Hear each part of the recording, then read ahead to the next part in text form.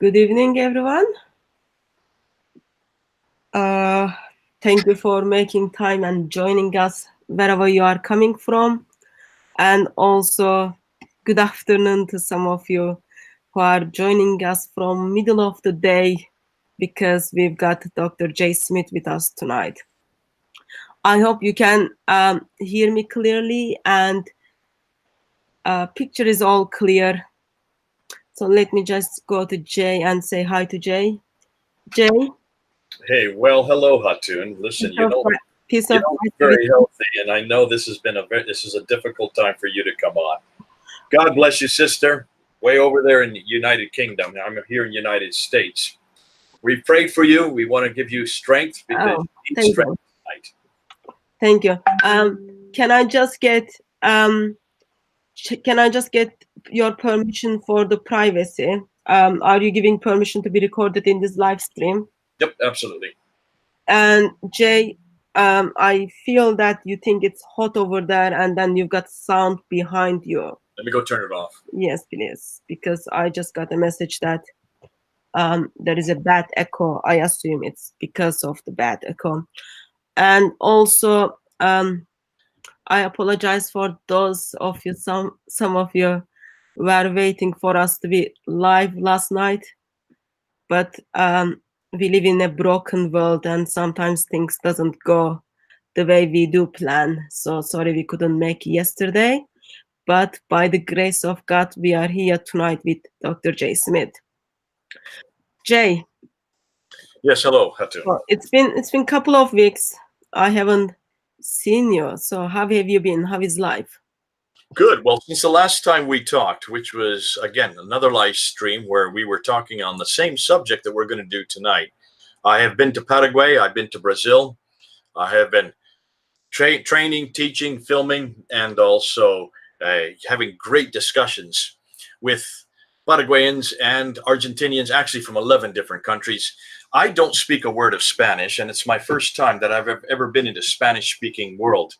Did you learn any word in Spanish? Marhaba. That's not manara.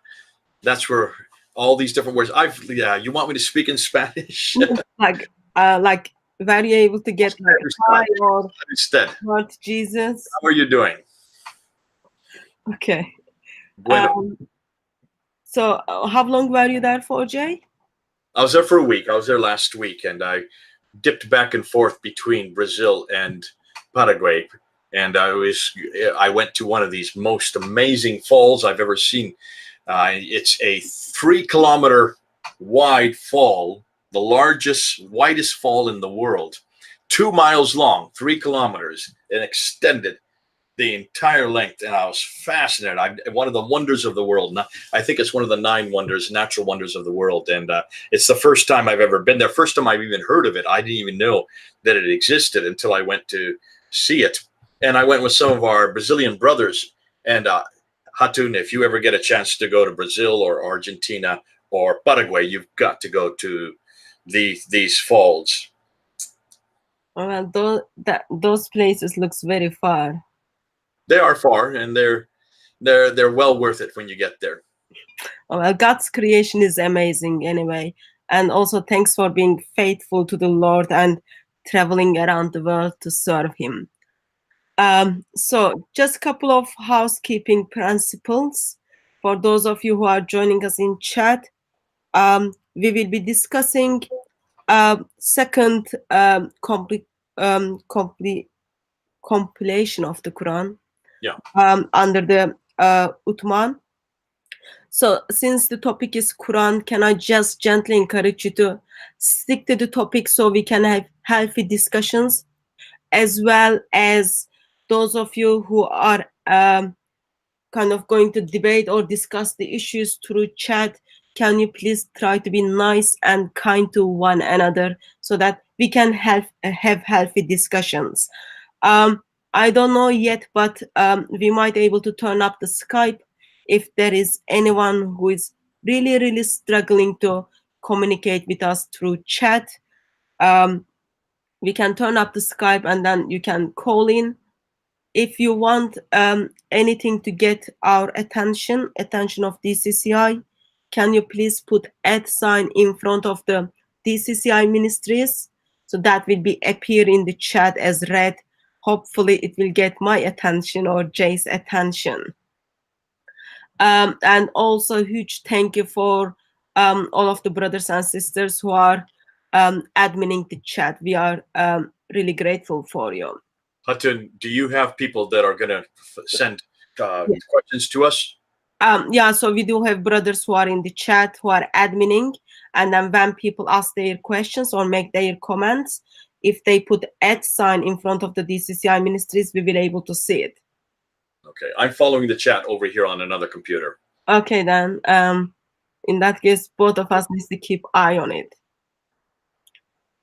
Okay, so last time when we were together, as you expressed, we talked about the first completion of the Quran. We talked about the Quran, which Abu Bakr practiced Buddha alongside of other Muslim leaders, and then they put the first Quran together with because Muhammad didn't do it. People were dying in the battle. Approximately 70 people. Suddenly, Islamic world messed up. They decided to put together the first Quran. Hatun, let me do a quick overview just to save you time and also energy. Let me do a quick overview. This is what we did 2 weeks ago. Remember 2 weeks ago, Hatun, we went and we opened up Al-Bukhari, and we opened up volume 6, book 61, hadith number 509. And to summarize what we did 2 weeks ago is just exactly what you said there. This first hadith, which is 509, refers to the time period that Abu Bakr was caliph. He was only caliph for 2 years. And this was immediately after Muhammad's death. So from 632 to 634, as a caliph, he and Umar, the two of them, were talking about the Battle of Yamama. And when we open up onto 509, they are remonstrating with the fact that at the Battle of Yamama, many of those who had memorized the Quran had been killed. 70, as you said, according to other sources, doesn't say so in Al-Bukhari, but in other sources it says 70 were killed. Now the dilemma here is, if 70 were killed, the problem is that nothing was written down. There had been no Quran written in any codex and any book form at the time of Muhammad's death. So this was a difficulty, because if they were dependent on those who had memorized it, and these are the companions who had memorized it, if that was what they were dependent on to retain the Quran, these memorizers, those who had put it to memory, were dying off. What would happen if they all died off? And this is the problem with memorization, to say nothing of the fact whether or not they all memorized the same thing, or that they all memorized the same book or the same portions. So this was a dilemma, and that's why they called Zayd ibn Thabit. Now, Zayd ibn Thabit, Hatun, was the secretary of Muhammad. He was called in front of Abu Bakr and Umar, and it says there in 509 that they asked him, therefore, to write down the Quran. His response was, how can I do something that the Prophet didn't even do, that Muhammad didn't even do? Which is very clear to all of us who are reading this, that the Quran had not been written down. Muhammad had never done this. This is something he had never taken time to do. And that's why he was questioning whether he should be able to be the one to do that. They nonetheless continue to insist that he does it, saying this would be a good thing if he were to do it. He then relents. And what he does next then, Hatun, is he then goes and he starts searching for these bits and pieces of the Quran. And the place he searches are on bones, stones, and also on palm leaves. That's according to Al-Bukhari, volume 6, book number 61, hadith number 509. And also the memory of those who have been retained, those who still survived. This is those who were not killed at the Battle of Yamama. He then writes down that Quran, the final Quran, the Quran that was commissioned by Abu Bakr and Umar. He then writes it down. He remembers that there was one surah that he had missed, and he had to go to a man who he found it. Only with that man could he find this, and that's chapter 9, verse 128, 129. Actually, it's 2 ayahs, and writes that down. Now, that Quran, that's the first copy. So that's why we call it the first Quran. Am I correct, Hatun? That's what we named our previous episode, Yeah. the first Quran. Yeah. So that first Quran was written in between 632 to 634, after Muhammad died. That Quran then is given to Umar's daughter, Hafsa, who is also, or was also, the wife of Muhammad. And what we do know from other sources is that she then kept that Quran under her bed. So no copies were made of that Quran. It was just retained in her house. No one, therefore, for 20 years, no one read that Quran. Am I correct? We don't know if they haven't read it yet, but we know there were disagreements with that Quran when Uthman stepped into the world.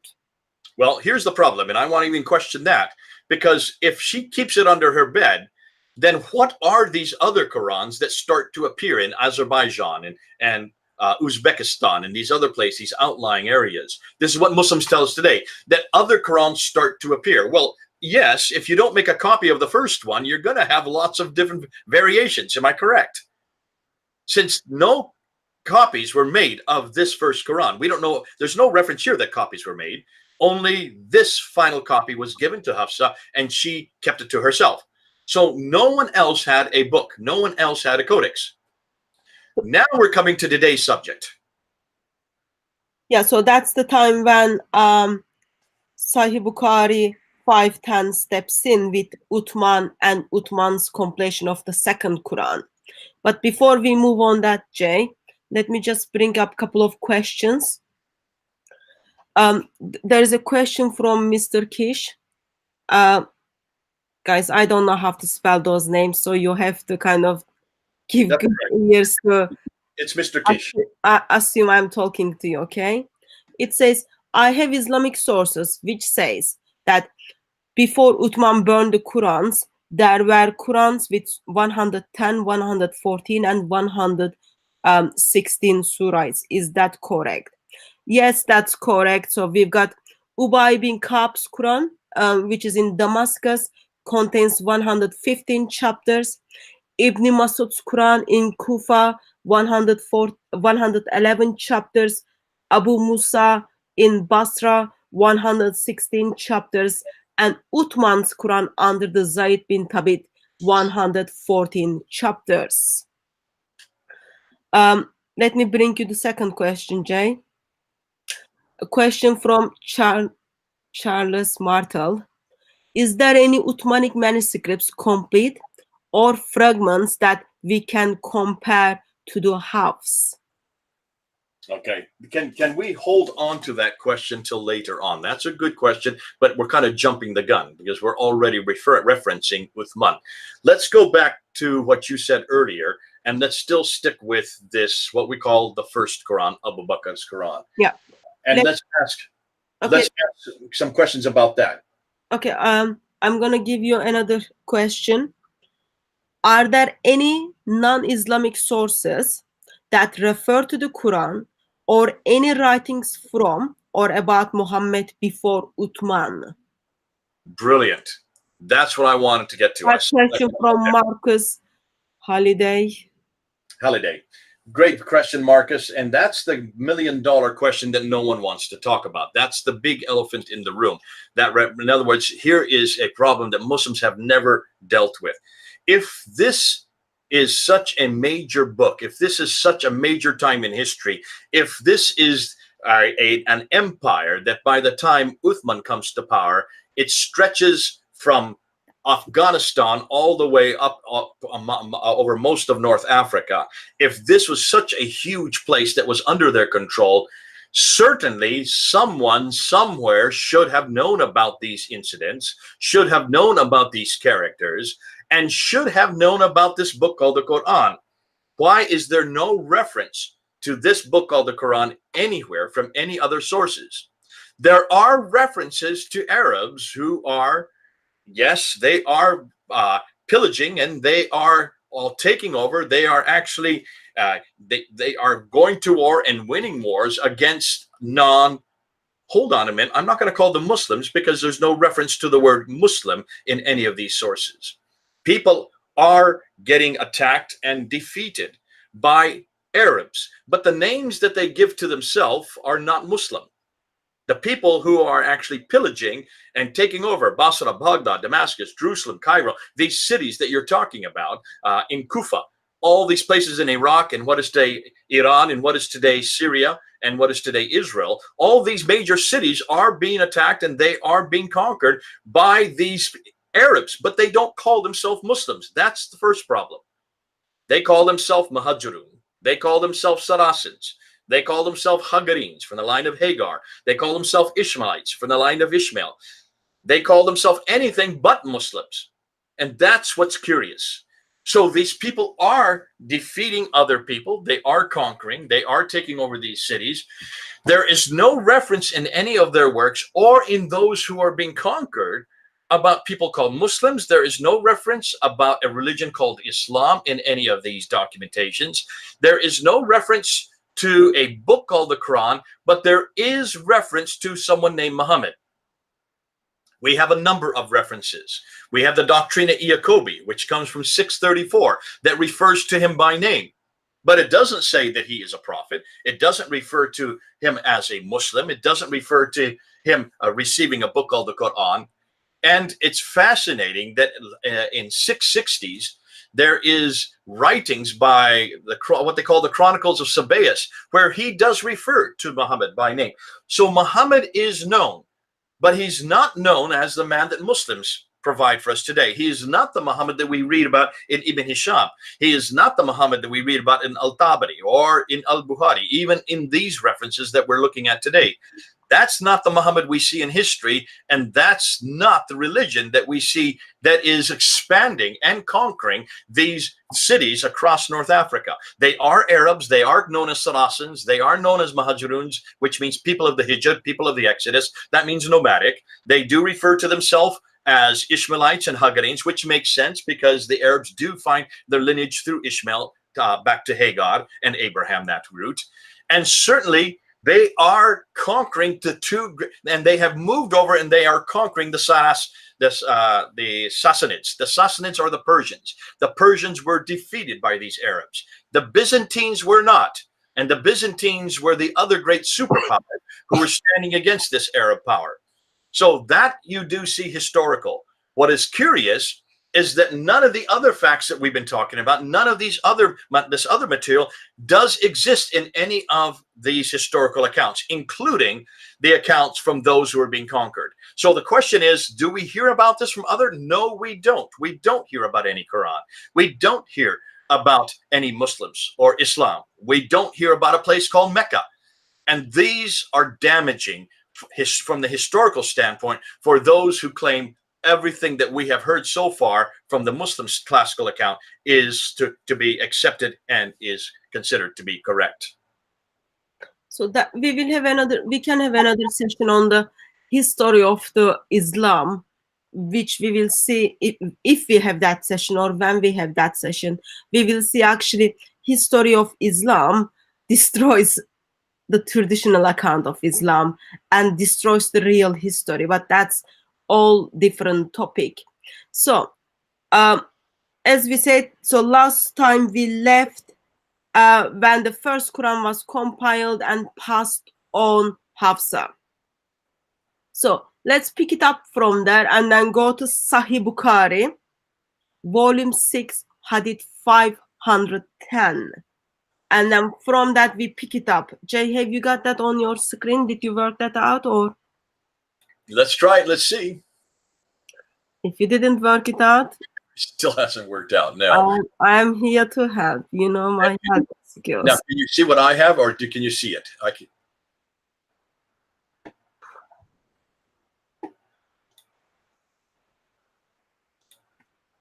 Yeah. Put it up again, please.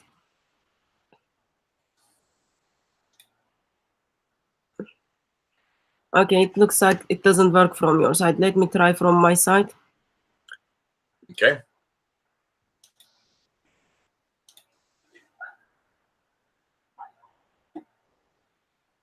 So this is Sahih Bukhari.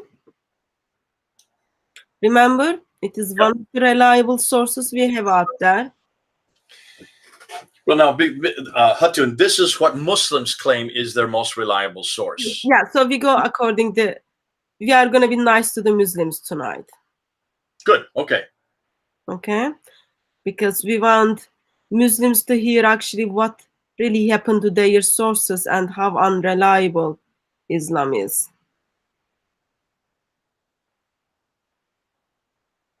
I'm trying to make it bigger. Okay, what we can do, why don't we just read what you have there, and then you can scroll down as we go down. Yeah, so if that's okay with you, we just look at it and then we comment on it, question it. And then if there are Muslims who are in the chat, please listen carefully, so it will be helpful if you can help us out on what is happening in Islamic tradition. Jay, would you like to be the reader? Yeah, let me go ahead and read it. 5:10, narrated by Anas ibn Malik. Hudayfa bin Yahman came to Uthman at the time when the people of Sham, Sham would be Syria, that would include what today is Syria and much of Iraq, and also what we know as Kuwait, and also parts of what is Israel. That's all called the Sham. And the people of Iraq were waging war to conquer Armenia and Azerbaijan. That's Armenia and Azerbaijan as we know today. Hudayfa was afraid of that means the people of Sham and Iraq, the differences in the recitation of the Qur'an.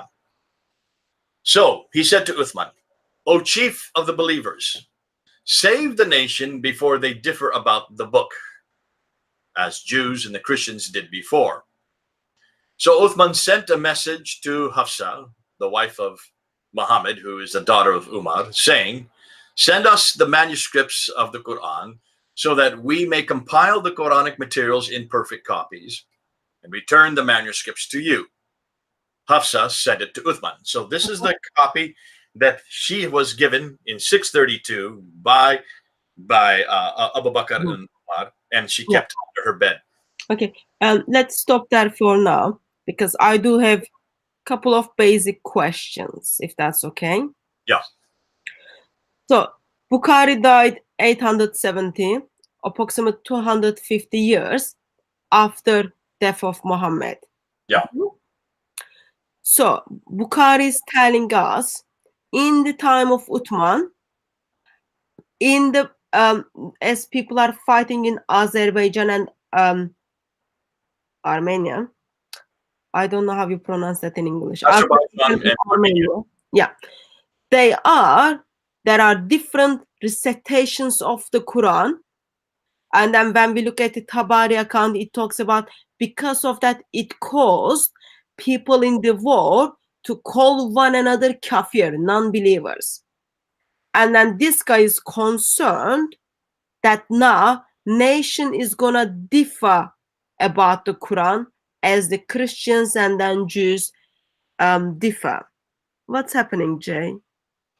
Well, it's obvious that there were a number of different Qurans, and the supposition is, since there's a numbers of different Qurans, we've got a problem here, because if these Qurans differ, as they're admitting, and it's saying there are different Qurans, so that's the problem. Then we've got to codify one specific and one model, what we would call a canonical text. So you can see the difficulty why Hudayfa is bringing this up.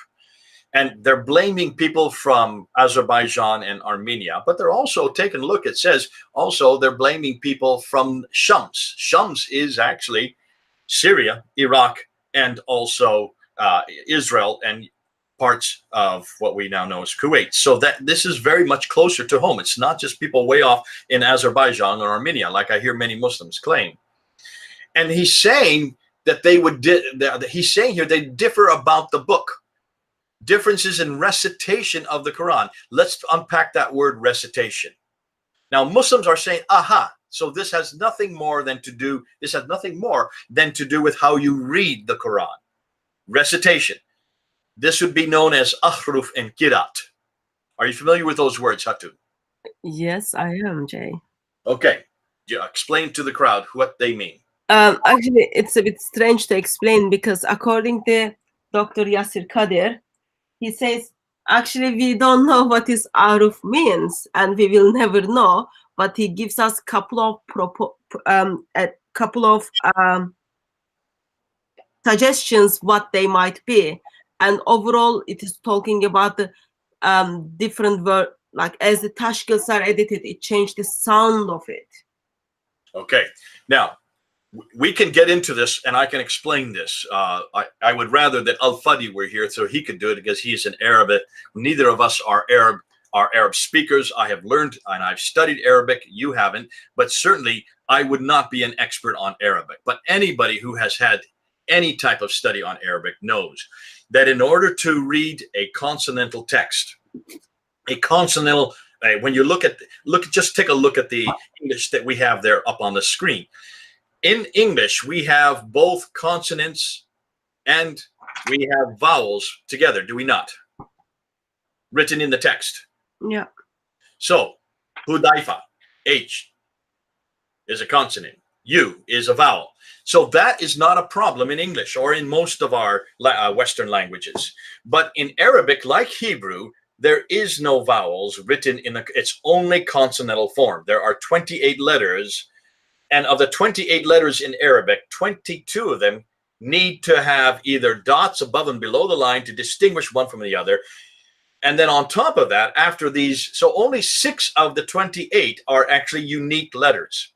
6 of the 28 Arabic letters, consonants, are unique. The others need dots above and below to delineate the different sounds. On top of that, if you want to have the vowel sounds, the U, the A, and the E sound, you need to have vowelization. The U sound is the Dhamma, the A sound is the Fatha, and the E sound is the Kasra. Those did not exist in the 7th century. Neither did the dots above and below the lines exist in the 7th century.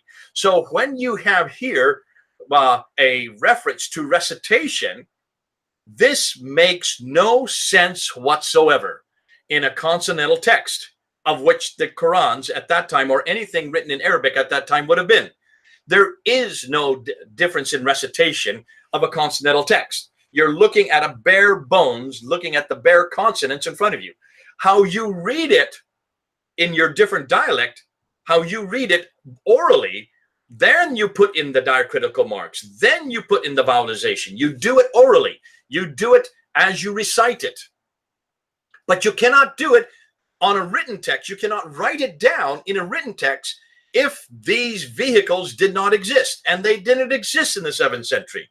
The diacritical marks were only created another century later, and the vowelization were introduced in the late 8th century and the early 9th century.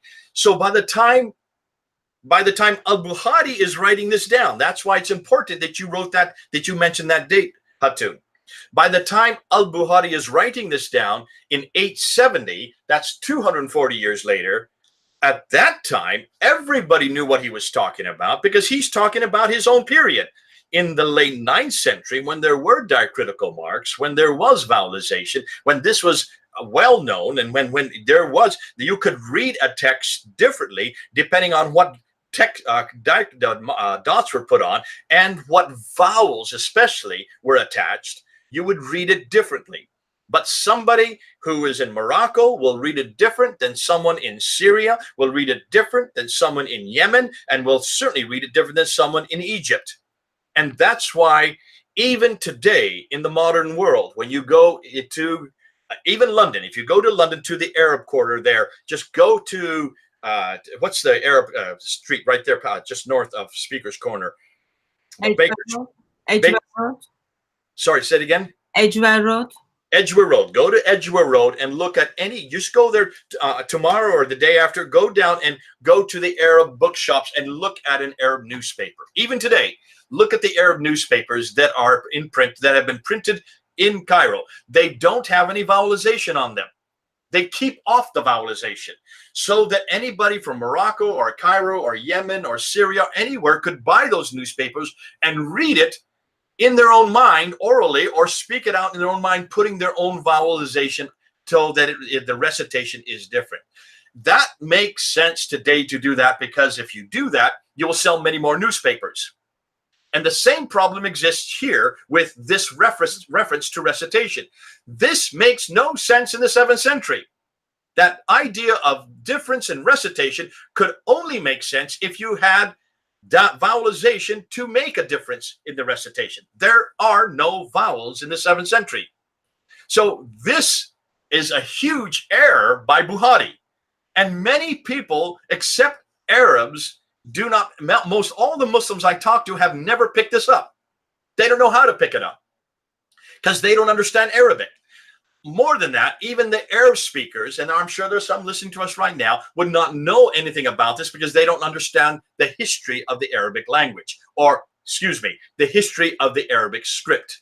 They would not know that the Arabic script in the 7th century was so crude that it did not contain any diacritical marks, any dots above and below the line. They would not even know that vowelization was introduced at a much, much later time, about 100 to 150 years later. But it did exist at the time of Bukhari. So this would make sense only for the time of Bukhari, which is the author of this piece that we're reading right now. Yeah. Can I just add a couple of points you made, Jay? Yeah. So just one of the differences, just for those of you who are watching, for you to give attention, is today, even though if you buy newspapers in Edgware Road where people in Morocco, people in Saudi Arabia can easily read, none of them reads that newspaper and come to the conclusion, while intention of the newspaper was there was a car accident, 5 people died, and the Saudi Arabian person reads it and says there was a car accident, 5 people died, but Moroccan people reads that and then says, oh, there was a party where 11 people had fun. So they still, both of those people still read the same newspaper and then come to the conclusion and say, oh, there was a car accident, 5 people died. But in 7th century, according to Sahih Bukhari, as people are in the war, because of the recitation, they called one another kafir, non-believers. One person was reciting something else versus other person was reciting something else, which caused other person to be called as kafir. But so I've got a book in my hand. This is from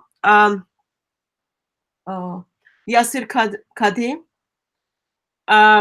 called An Introduction to the Science of Qur'an. Okay, it's very helpful book for those of you who kind of curious actually what happened. In page 172, he describes what is ahruf. Okay, he says the ahruf are the various ways that the verses of the Quran are read. Okay, according to someone. And then amazing thing happens is he goes to the page 175 and then he states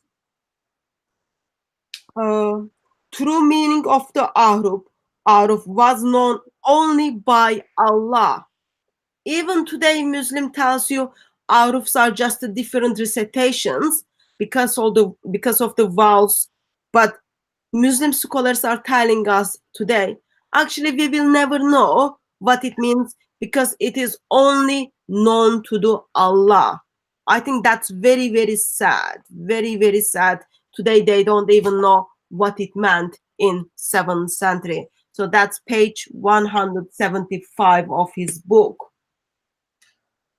Hatun, can I just underline one thing? Yes.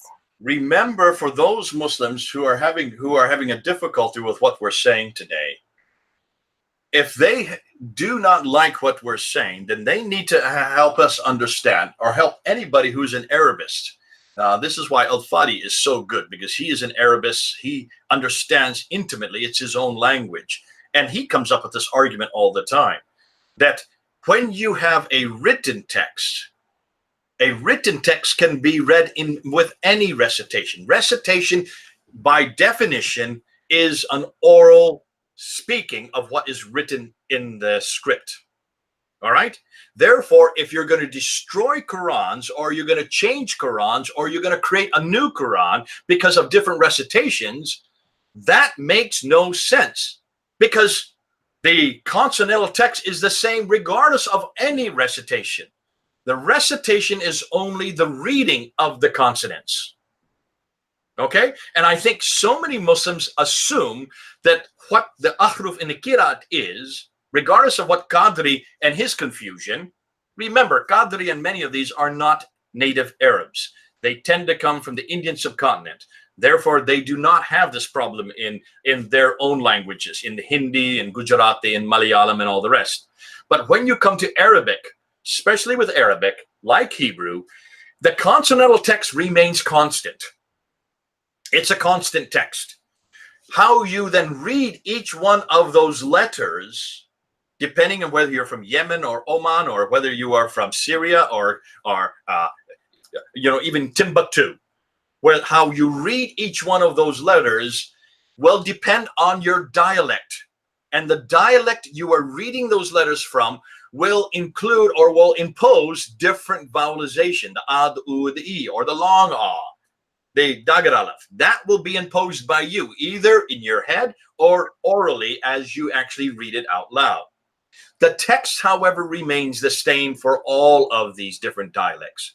So a different recitation implying a different dialect does not make sense until you have at your disposal those vowelizations, those three vowels, which did not exist in the 7th century. So back to what we're reading here with al-Bukhari, this makes no sense. And it is what we call a historical anachronism.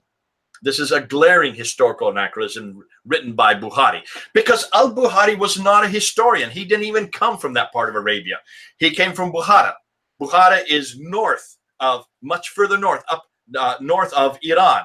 So he was not a native Arab. He would not have known about the history of the Arab language. It's obvious that an awful lot of what they're saying in the traditions in the 9th and 10th century are not historical. We're getting of that from all kinds of historical problems, even with the geography. Now, can you understand why even al-Bukhari did not know about this historical fact, that there was no vowelizations that early? So recitations would not have made sense in a written text. Recitations only make sense in an oral reading of that text, but the oral reading would not appear on the written page. Let me repeat that. Recitations only make sense in the oral reading of the consonantal text, and they would not have appeared any difference on the consonantal written page. If that is the case, then why, and here's the question then why did Uthman need to rewrite the Quran? Why did he need to rewrite an entirely new Quran, a second Quran? Also, let me, before we continue from the hadith, let me add another point. So Muslim would make a claim that oral tradition is very reliable. But what we read from Sahih Bukhari is telling us, actually, no, oral tradition is failed. Therefore, now we need to compile the Quran under the Uthman, because of the oral tradition, people are calling one another non-believers. Because oral tradition is failed, therefore, they need to put together the second Quran. So don't fall in that phrase that actually oral tradition is perfect, oral tradition is reliable. If it was reliable, they would not need to think, oh, they will differ regarding their Qurans as the Jews and Christians are differ. Yet Jews and Christians don't differ about the Bible. Christians use the Old Testament, Jewish people, Old Testament and New Testament. Jewish people use only Old Testament and some of the extra books. Can I take that one step further, Hatun? If you want to say that oral tradition is sacrosanct and is so good, go with what Hatun is saying, that why then do you need to write a second Quran? Secondly, if it was so good, if oral tradition was so good, and there are differences in ahruf and qira'at, how can you even suggest that this would show up on any written text? Again, getting back to the earlier point. And secondly, not only does this suggest that oral tradition is inept and not and not a foolproof method, it also suggests that even those in the caliphal courts, including Abu Bakr, including Umar, including Uthman, realized that the written text is the most solid text. The written text is the only thing, is the only guarantee that those people, what they were memorizing and what they were orally speaking was correct, which is a no-brainer today. We know that today. Then why is it Muslims are still disputing that? Why is it? Remember, Hatun, when we were on the ladder last month in June? Remember when you didn't see this, but when Mansour got off the ladder, after he got off after 30 minutes, his first, if you look on his video, he goes right over to some people off to our left, and he says clearly to them, who cares about this? Who even cares about these differences? We had it memorized. And it's the memorization that's the strongest form of proof. And my question to him is, what did they memorize? And if they memorized it, which recitation did they memorize? But more than that, remember the story and that you're bringing up about the person that memorized it one way and the other man memorized it another way, and he grabbed him by the collar of the neck and he dragged him before Muhammad, and he says, this man has memorized it. Say again? That's the Surah 25, story of the Surah 25. Surah 25, he grabs him by the neck, he brings him before Muhammad. Muhammad listens to both recitation, and he says both are correct. That was not a written text. They were speaking it out loud.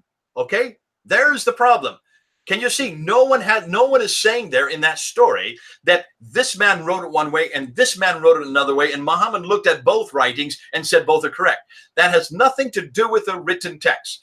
That was to do with a dialectical differences. A dialect are what we have in every language. We have many different dialects of English.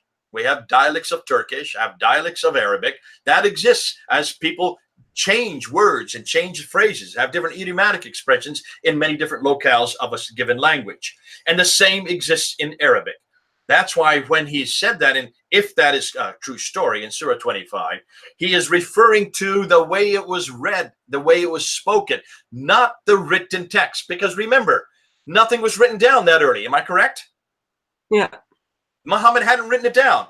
So Muslims, be careful what Muhammad is saying, even if it is true. Let's just say it is true. What Muhammad is saying is the way you recite it, the way you speak it out with your different dialects, each dialect is correct. But the written part, that had not even existed when he made that comment. But let me just bring attention to that hadith. So while two people are fighting for the recitation of the Surah 25, when both of them goes to Muhammad, by that time, Muhammad never ever bothered to share with anyone, guys, beware, Allah is giving me the same chapter in different versions. Just beware of it. So by that time, like, man who's supposed to be the example to all mankind doesn't even give that information until people about to fight with one another about it. And today, I love to see actually what was there that those two people were fighting for, because fighting wasn't simply calling something he versus we. Fighting was about, like, this guy very much bothered the way recitation was taking place. So trusting oral tradition at the time of Muhammad is very, very bad. You cannot trust oral tradition at the time of Muhammad. We couldn't trust oral tradition according to Sahih Bukhari at the time of Abu Bakr. Therefore, they needed to put it down. And we are in 650s, and we cannot trust oral tradition at the time of Uthman, because people are fighting because of the oral tradition. So that's not that perfect oral tradition. Don't fall in the traps of Muslims when that they tell you, oh, it was all perfect. If it was so perfect, Islamic tradition wouldn't give us those informations. Now, Bart Connolly is asking, hold on a minute. These two men that were brought before Muhammad, they were both from Mecca. Therefore, did they not speak the same dialect? And the answer is no. No, they did not speak the same dialect. There were many dialectical differences. Remember, even as we're going to see now later on with Uthman, they refer to the Qurayshi dialect. We're going to get to this Qurayshi dialect. So there are dialectical differences in the 7th century. No one disputes that. But there's no written text that is dialectical difference. I think I'm going to disagree with you on that, even though those people are from the same group, Jay. Therefore, I would have the view, actually, no, they shouldn't have any issue hearing the same way from Muhammad. But it is the same people group. Muhammad gives them two different versions. I think I am disagreeing with you on that, but okay. That's a big deal. So I stand accused, but let me just give you an example. You say potato, we say potato. You say tomato, we say tomato. Even in English, we have different dialectical differences between Americans and English. We speak the same language, but the pronunciation would be different. And I'm assuming that there were differences in Mecca from different outlying tribes because of people going through. And that though the same word would be said, potato would be by some, others would say potato, it's still the same word. And I'm guessing that this is why the two are saying that. Nonetheless, if they were from the same dialect, then you still have the same problem. The fact that Muhammad agreed and said both are correct, what is he referring to then? Both what are correct? No, I think the issue was, so because they're like two people are proper British, okay? They all brought up in London. They speak the same language in the same way, okay? What Muhammad did was give Surah 25 to person A differently, and then give the Surah 25 to person B differently. That was the cause, the problem. But both those people were from the London. They were all from the same people group. Yes, there were different groups, and today we know what were those groups. And Uthman says Quran is revealed in the Qurayshi dialect. I think there is an issue with Muhammad dealing with those two different people group, but that's all different topic. I think we will just disagree on this. I would blame Muhammad for giving the same people group in the different version of the Quran. Okay, now let's continue on with Sahih Bukhari, volume 4, hadith number 510. You want to put that back up there again? Oh, is it not there? No, you're there. Okay, just a moment.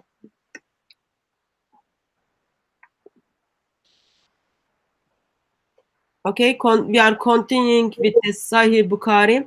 And those of you who have a question on the topic, please put @ in front of the DCCI ministries, and hopefully that will get my attention or Jay's attention. Jay, are you happy to continue to read it for us? Yeah, now some are jumping ahead, and the people who are sending questions are actually jumping ahead to what we haven't read yet. So let's go ahead and read what we have here. If you read on the screen, so I think you've gone down too far. Go back up just a little bit. No, I'm sorry. You got it right. So you have there with Hafsa. Hafsa sent to Uthman. Uthman then ordered Zayd ibn Thabit. Now remember, Zayd ibn Thabit is the same secretary of Muhammad who wrote the first Quran at the time of 632 under the authority of Abu Bakr and Umar. So this is the same character, the same guy who wrote the first Quran 20 years earlier. So he sends for the secretary of Muhammad, Zayd ibn Thabit, along with 3 others, Abdullah bin al-Zubair, Sa'id bin al-As, and Abdurrahman bin Harith bin Hisham. Long name. So let's just call them Zubair, Al-As, and Hisham. They are 3 of them who have been given to Zayd ibn Thabit to put, the 4 of them are to put the Quran 8 together a second time.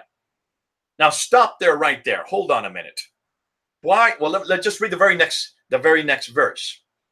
After he goes and presents these to rewrite the manuscript in perfect copies, and then Uthman says to the 3 Qurayshi men, in case you disagree with Zayd ibn Thabit on any point in the Quran, then write it in the dialect of Quraysh as the Quran was revealed in their tongue.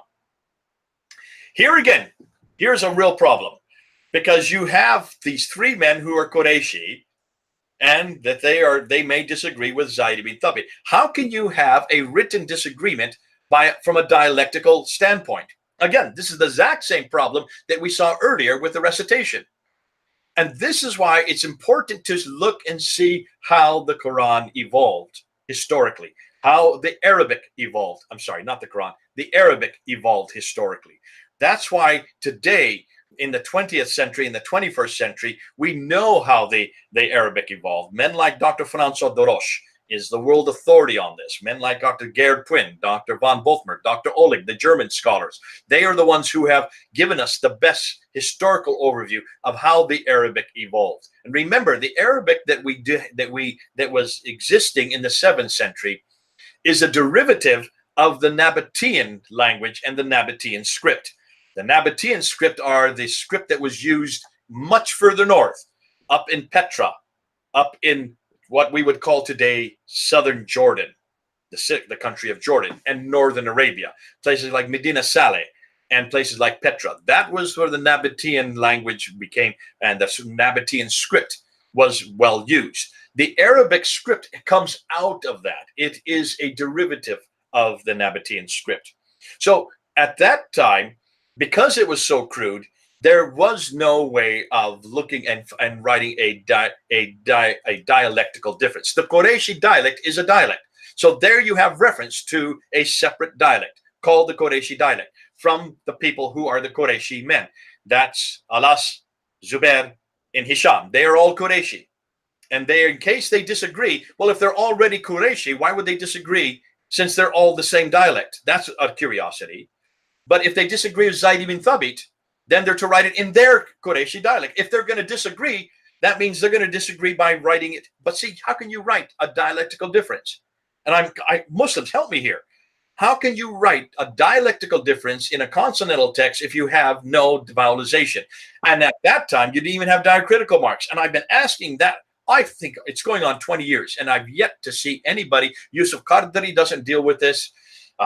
Ijaz Ahmad doesn't deal with this. Shabir Ali didn't deal with this. And it seems like those who are not native Arab speakers, I am not an Arab native speaker. Al-Fadi is, and that's why Al-Fadi is so good, because he's asking this. You cannot have this problem. You cannot even have a disagreement this early. There cannot be a dialectical disagreement in a consonantal Arabic text in the mid-7th century, 652. This just did not exist that early on. So that's why I'm asking Muslims again, explain this to me. This makes no sense unless, of course, you look and see who's writing this down. This is Al-Bukhari writing it down way later, 240 years later. We're talking about the late 9th century. He's redacting it back to what he thought was a problem in the 7th century, and he didn't realize that this makes no sense, because he didn't know his history. He didn't know how the Arabic history existed, because he's not an Arabist himself. So let's continue on. Anything more you want to say on that? No, I just wanted to add something you said. If we think more practically, okay, Quran is the eternal word of Allah, revealed to man called Muhammad. And now, Uthman, who never met with Allah, who never met with the Gabriel, goes against Muhammad, where Muhammad says, oh, Quran is revealed to me in several different ways, goes against Muhammad and then makes a decision, from now on, eternal word of Allah is going to be in the Quraysh dialect. There is a problem with that, because according to Islamic traditions, on the day of judgment, when Quran intici, surah is intici for you, it is the correct recitation is going to intici for you. If the dialects, as Muslims say, just the recitations, then there is a problem. There is an eternal problem Muslims have, because today, if you are reciting the wrong recitation, today, if you are reciting the wrong dialect, that chapter is not going to intercede for you on the day of judgment. That's the first point. Second point is, why on earth man who never spent time with Allah, Man who never met with the Gabriel finds authority to go against the teachings of Muhammad and then makes the Quran in one way. That I think those would be my basic questions to the Muslims. Because according to Islamic tradition, Allah gives Quran in several different ways to make life easy to the Muslims. But in somehow, Uthman steps in and then says, actually, no, maybe Allah taught that, but now we see there is a problem. I'm going to fix that. How do I fix that? We write the Quran in dialect of Quraysh, one dialect for everyone. That will fix the problem. Well done, Hatun. I like that. I love the way you're kind of bringing it back and showing how idiotic this is. Let me just refer to a few comments that are coming up. Kafir Linda Clark, good to see you again, Linda. Glad to see you're on board again. You're always a stalwart. It's always great to have you. Your name pops up everywhere, and you really are a real warrior for Christ. You say, how can you write a dialect without vowels? Exactly. So you're getting it. I hope others are getting it like Linda is. If Linda can get it, and she's an American living here in America, and I doubt, Linda, you've ever taken Arabic. If you can get that, I hope everybody can get that point. Bart Connolly continues on, and he says, exactly how could they disagree? That means Zubair, Alas, Hisham, and Zayd ibn Thabit. How could they disagree if they all were Qurayshi? And how could Omar disagree on the harf of if he spoke Qurayshi and the other guy also spoke it and recited in it? Exactly. You're getting it, Bart Connie. It's great to see these comments. You guys are picking up the problems here. That's the question you need to ask Muslims. And Bart, can you see? You've nailed it on the head. How can you have four different men? Three of them are Qurayshi. Well, what is Zayd ibn Thabit? He's also Qurayshi. That's why he lived. He's also belongs to the same tribe. If they all are saying or all come from the same dialect, then how can you have disagreement? And then why is it Uthman then says to write it in the very dialect that they come from? There would be no disagreement. So obviously you can see there's an awful lot of problems here. You're picking this up. Good for you. God bless you. I'm so glad that you're picking up stuff that I hadn't even seen concerning that one aspect. But thank you for your comments. This is great because you are understanding what we're saying. I hope the Muslims who are following can also understand what we're saying. Do we have any Muslim who is making comment on it, Jay? Are you able to see them? I can't see any here. Okay. That's of note. What they're doing is to be fair, I've not been following it that strictly because I've been having a good talk with you. But so far, if any of you comment, can you start answering these questions? There is an ex-Muslim, and he's talking about the satanic verses. An awful lot of good stuff by Bart Connolly. There's good stuff that's coming down. A lot of good people are speaking. I don't see any Muslims that, and if any of you, if you can see, tell me if I'm wrong, let me know, because I haven't been looking. Okay, there is a guy named Wam Ali, but he's just talking about DCCI, that you were destroyed by a guy named Shamsi at Speaker's Corner. So this has nothing to do with the topic. Oh. Let's go on. Phil Horara also has some great comments here. Go ahead. Let's continue. Okay, let's continue on. So once he had written this out, Zayd ibn Thabit, along with the three others, had written it out in the Qurayshi dialect, which makes no sense at all. Then he had written many copies, so many copies were written. Jay, just a moment. Did you make the point? Maybe I missed it. That Zayd bin Thabit is not simply using Hafsa's Quran, or he's not simply just remembering what he wrote previously. He's just rewriting it. Did you make that point? That we're going to make at the end, because that comes at the very bottom. Can we wait till we get to Qur'an ibn Thabit? Because that's where we need to bring that in. Okay? Sorry. Continue. Let's continue on. So once they had done so, they, meaning the four of them, had done what Uthman had asked them, had written it out in a dialect that doesn't make sense because you can't write it in a dialect. Nonetheless, once they had done that, they then Uthman then returned the original manuscripts to Hafsa. So she got her original manuscripts back. Yeah. Uthman then sent to every Muslim province one copy of what they had copied. Okay, let's talk about that for a while. So I remember there was a you were on the ladder, and one of the Dawa members came. As you were saying Uthman sent 4 copy to four cities. And Muslim was challenging you after you've been saying that for 20 years. Muslim decided to challenge your claim after 20 years. Actually, that was Mansour. Yeah. To give him the reference, where did you get that 4 cities? Because I think in his mind, actually, there are more cities. I'm going to share with you this slide. Can you put this slide up? Just a moment. Yes. I'm going to share with you this slide. Now I'm coming up on my own. Can you put this slide up? Did you put the... I'm going to share with you. It's a map. Can you put this map up? Now I'm coming up on my own. Can you put this slide up? Jay, is your computer on? I'm going to share with you. It's a map. Can you put this map up? Now I'm coming up on my own. Can you put this slide up? Jay, is your computer on? Jay, is your computer on? It's just repeating itself. Sorry. No, it's not repeating because you say something. No, is your internet, is your YouTube channel on? It's just repeating itself. Sorry. Say that one more time. Is your YouTube channel on? My YouTube channel is, but there is no reference. There is no. I turned off all the volume. Okay, it's gone now, but we had that volume. Okay.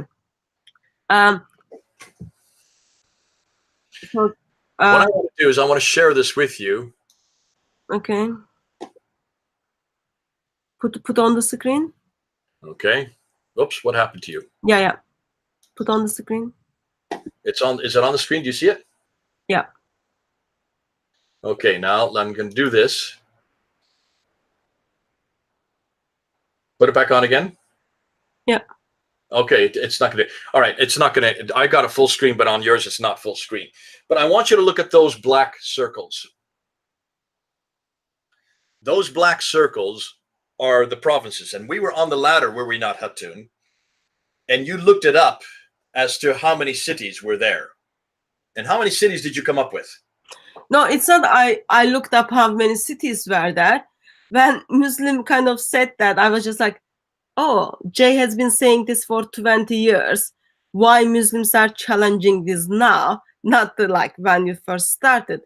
So, and then I start kind of looking at it, how many cities, like how many copies were made, how many copies went to the different cities.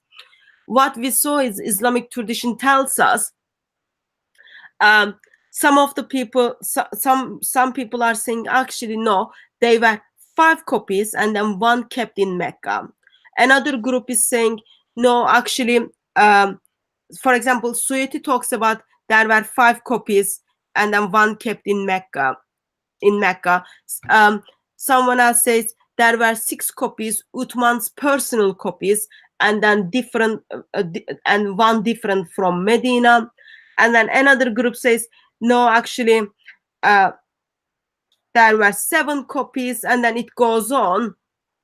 In Yasir Qadi talks about in his book, like actually we don't know how many copies were made, but he gives us the references for 9 different copies. So 9 different copies to 9 different provinces. Yeah, but it's not only 9 different copies. With each copy, 1 person goes. Okay, so I've got the book. I take the book with me, and I'm someone who knows how to recite this book, who know the book. I go with the book so that people don't mess up anymore. Exactly. Now let's look at that map again. Those are the 9 cities. Let's name them. Basra, Baghdad, Damascus, Jerusalem, Cairo, Alexandria, Aden, Nishapur, and Herat. So here you have Basra and Baghdad, which are in Iraq today, Damascus, which is in Syria, Jerusalem, which is in Israel, Alexandria and Cairo, which are in Egypt, Aden, which is in Yemen, Nishapur, which is in Iran, and Herat, which would be in Afghanistan. Those are the 9 provinces. And it does say here in Al-Bukhari that these are 9 provinces. Am I correct? Sent it off to every province. Every province, yeah. So in 652, there were not 4 provinces. There were not 4 Qurans. There were not 4 copies. There were 9 provinces, which means there had to be 9 copies. That means there had to be 9 people that went with each one of these copies to each one of those provinces, which were controlled by those cities. Are you following me there? Yes. So we asked that at the time when this came up. And I said, well, this is a miracle. I had no idea. I've always been taught in all my training in when I did my master's at Fuller, when I was there at School of Oriental African Studies, I had always been taught by Gerald Hatun and Dr. Gerald Hatun and all the scholars that there were only 4 copies made by Uthman: Basra, Baghdad, Damascus, and Medina. But it looks like there were 9. And I would also say a 10th. The 10th one would be the Medinan one. Because remember, you have this happening. This is happening in Medina, because Uthman did not live in Damascus. It was Muawiyah and the Umayyads who moved to Damascus in 661, another 10 years later.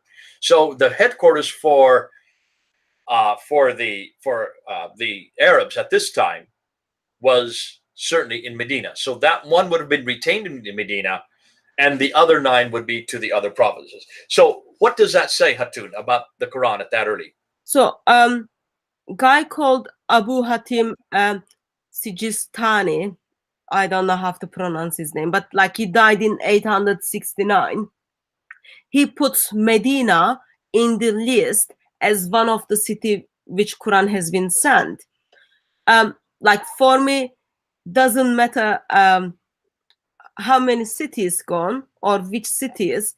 The thing is, like today we don't have any of them. That's the miracle of Islam. So you're telling me, and this is true, there is not one of those 9 copies that's in existence today. I'm not only telling, I'm also editing on that. Actually, Muslims don't even have one view on which cities those Qurans have been sent. And we did a couple of years ago, or last year, we looked at the reliability of the Sahih Bukhari at Speaker's Corner, and we can see like he's not clear where has it been sent. In 1400s, people steps in 1300s and then tells us, oh, those might be our options. But it is sad today we don't have any of them. Now, Hatun, stop and think. When you look and you ask Muslims of those 9 cities, take a look at those 9 cities, and every one of those 9 cities, except for Jerusalem, is still in Muslim hands. That means Basra, Baghdad, Damascus, Alexandria, Cairo, Aden, Herat, and Nishapur, 8 of them are still in Muslim hands. They have always been in Muslim hands for 1400 years. Am I correct? Yeah. And also, we don't know of any catastrophe that has happened to those 8 cities. We know of no floods that have happened. There have been no earthquakes. There have been no conquests. There would be no reason why those 8 should still not be in existence today. And of course, Jerusalem as well. So let's say a 9th. There's nothing that we can see in the history of the last 1400 years that would suggest that there would be any reason or any means by which those 9 could have been destroyed or disappeared. Correct?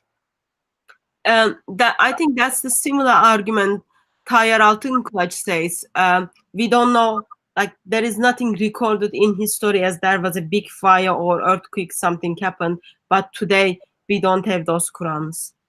Because I've heard Muslims come back to me on that and says, listen, 1400 years, there's lots of room for destruction, for water damage, floods, there could be earthquakes, all kinds of things could have happened to destroy the manuscripts. That's why we have no original manuscripts. Remember, there's not one original manuscript. None of these 9 exist today. Not one. And we're getting this from the Muslims themselves. In fact, I don't know of any Muslim that would claim that Uthmanic recension, this is what we're talking about, the second Quran, the Uthmanic recension still exists today. When they wrote their writings in 2007, I got a hold of them in 2013. They made it clear that the Topkapi, the Samarkand, any one of these earliest Quranic manuscripts, the Husayni, the Ma'il, the Petropolitanus, and the Sana manuscript, none of those 6 major manuscripts are Uthmanic. And they even said they're not even copies of the Uthmanic manuscript. So they made it very clear that no Uthmanic manuscript, none of these second Quran, the one that we're talking about today, the one we're reading about in Al-Bukhari, volume 6, 510, none of those manuscripts that Uthman commissioned Zayd ibn Thabit to make and sent off to 9 provinces, not one of them is in existence today.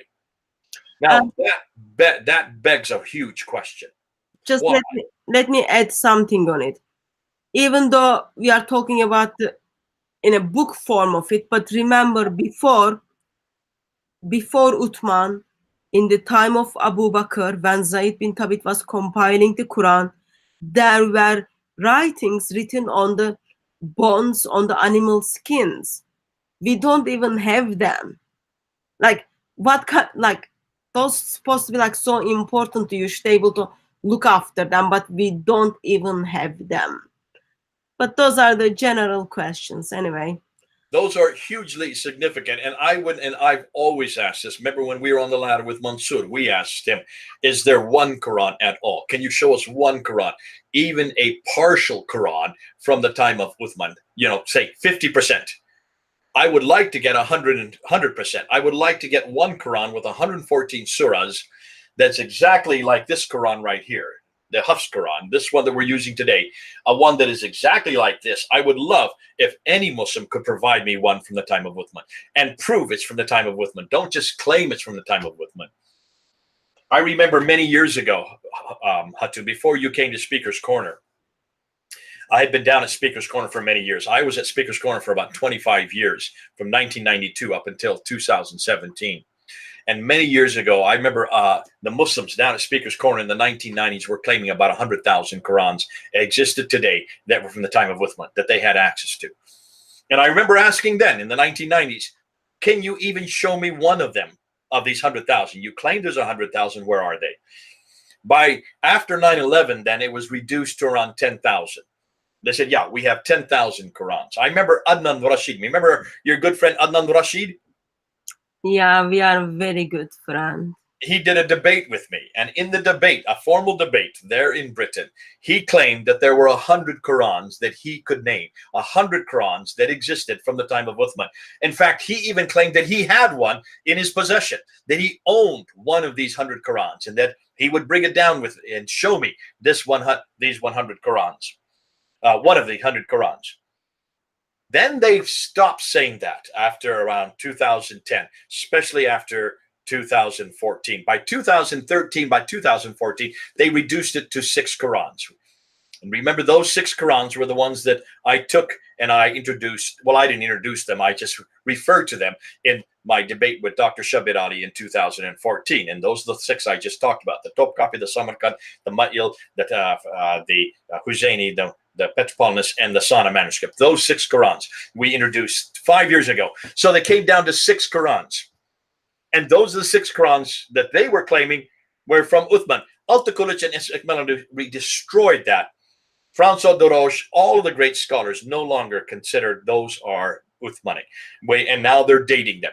And the dates do not come from the time of Uthman. Then came up this reference in 2015 that there was one Quran, the Birmingham Folio. Remember the Birmingham Folio?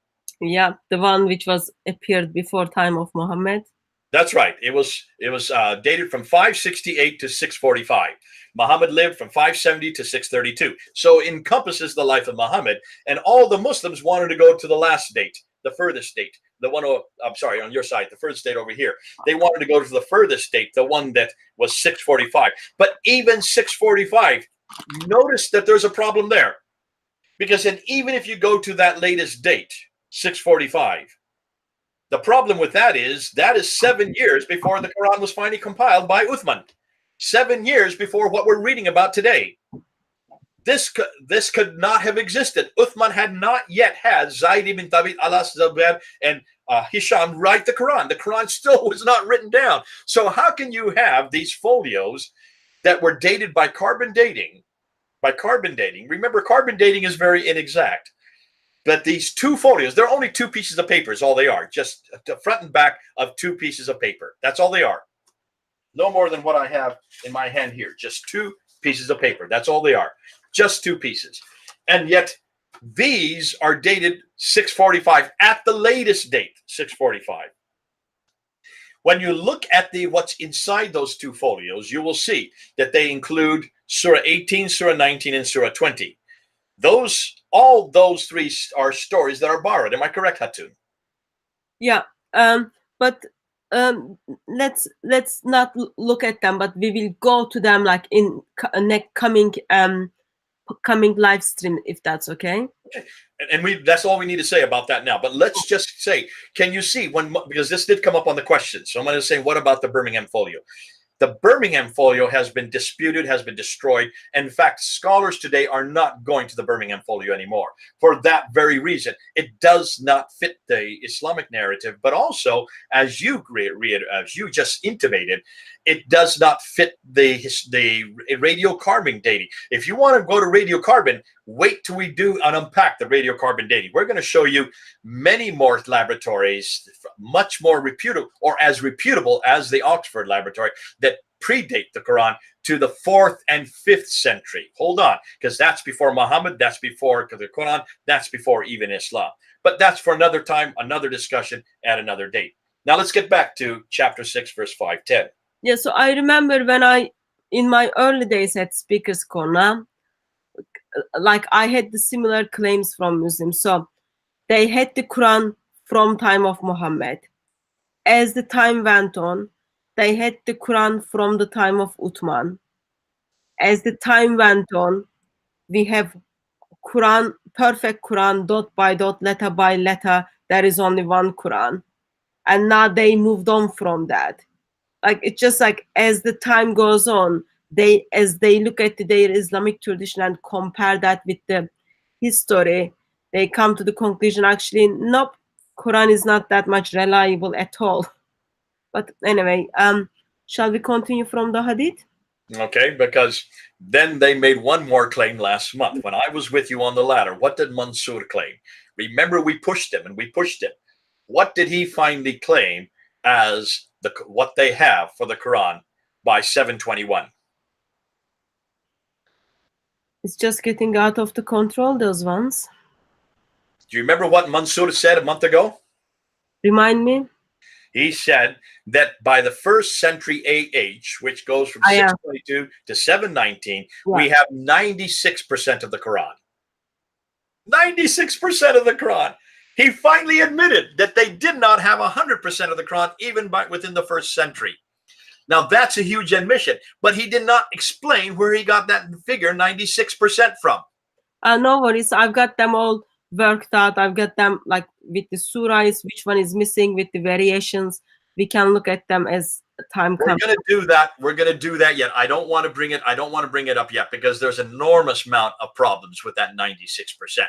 Wait till you find, those of you who are watching, wait till you find what Hatun has found and what we have found. And what we're going to do is we're going to unpack that. That'll be a whole live stream that we can do on its own. It'll be a standalone. But when you look and see what this 96% of the Quran means, well, this is going to be fun. And we're going to have to confront Mansour with this because I would like to see if he's even aware of what that 96% is. Now, let's get back to Sahih Bukhari, volume 6, 510. Okay, so do you remember where you stopped? Yeah, go ahead, put it up on the screen. I'll read it from here. Are you able to see it? I can't see it yet. Now I can see it. Okay, so he ordered that all the other Quranic branches, which are written, now he sends it one to every province, one copy that they had copied. Now comes a real devastating part. And then, who's this? He, Uthman, ordered that all the other Quranic materials, whether written in fragmentary manuscripts or whole copies, be burnt. Okay, Uthman. So I'm sorry. last year, there was a guy from Saudi Arabia. I think it was first time he was passing through Speaker's Corner. He was so disappointed that woman who is not covering, holding the Quran. And then when he noticed I underlined the Quran, he just lost it. He said he was going to chop my head off. But Uthman burned all the Qurans. He ordered them to be burned. No one ever turned to Uthman and then said, "What are you doing?" Now notice, sad. he burnt what? He burnt not just fragmentary manuscripts, he burnt whole copies. That means entire Qurans he burnt. Now, Hatun, why do you burn entire Qurans? Well, you want to hide something, so you don't want any evidence. Absolutely. The only reason I can think of burning anything is to destroy the evidence. Yeah, that's if you kill someone, you want to hide the evidence that you killed that person, so you will like get rid of all the evidence. That's what he did. Exactly. Very logical. That's something that Muslims do. Do we do that as Christians? Christians were burned because of their scripture versus Muslims burned their scripture. That's the differences we have. Now, let me ask you, Hatun, in the history of Christianity in the last 2,000 years, do you know of any record where Christians have burned the Bible? As I told, they got burned because they were holding the Bible. There is no record of Christians burning Bibles. There is a record in 300 AD, the Edict of Diocletian, the emperor at that time, he had Bibles burned, but that was a Roman emperor. That was not Christians who were burning the Bibles. That was uniquely a Roman emperor who was destroying the Bibles. Nowhere in the history of Christianity in the last 2,000 years do I have any record of what we see, what we're reading right here, that Uthman did. Whether this happened or not, what is fascinating is that it's odd that all these other fragmentary manuscripts or whole copies be burnt, which means there were written copies. If, in other words, you have copies, these have to be written Qurans. This is not oral tradition. These were written copies that existed there in Medina in the courts of Uthman that disagreed with this final copy, this second Quran written by Zayd ibn Thabit and the three others, Alas, Zubair, and Hisham. So here you have the four have written down the final copy. He takes all the other ones that disagree with it and burns them. If that's not a sign of guilt, I don't know what is. So Muslims are making history that they are the only ones who burned their own scripture. I wonder what Muhammad would say to him. But well, here you have a man named, I'm just reading one of those comments. Sarfaraz Ansari says that Quran burning story is made up. I don't know how you can say that, Ansari, because I'm looking at your own material. We're not making this up. We're not reading something ex nihilo. This is Sahih al-Bukhari, volume 6, 5, 10. This is repeated in other sources. This is your own sources. This is not a Christian source. This is not a non-Muslim source. This is the best that you can get. You can't get anything better than Sahih Bukhari. Sahih means exactly that it has no error. The fact that he is saying this, the fact that he is writing this, the fact that he had no problem with this supports the notion that this is quite acceptable in a Islamic context. And this is what happens as Muslims read their hadith, as when they are not happy what it says, they do their best to discredit it. But you don't have any other option. You have to go with it. If you want to practice Islam, you have to go with it. And your Islamic tradition tells you that's what Ottoman ordered for Muslims to do it. And probably they did it since he was caliph. What happens when you don't obey the caliph? It looks like Sarfaraz Ansari is disputing everything we're saying today because he says we're just making this up. In that case, can I just encourage him to bring us something written before this discredits this account? If he could, and I would back that up, if any Muslim can find something earlier than al-Bukhari, bring it back to us.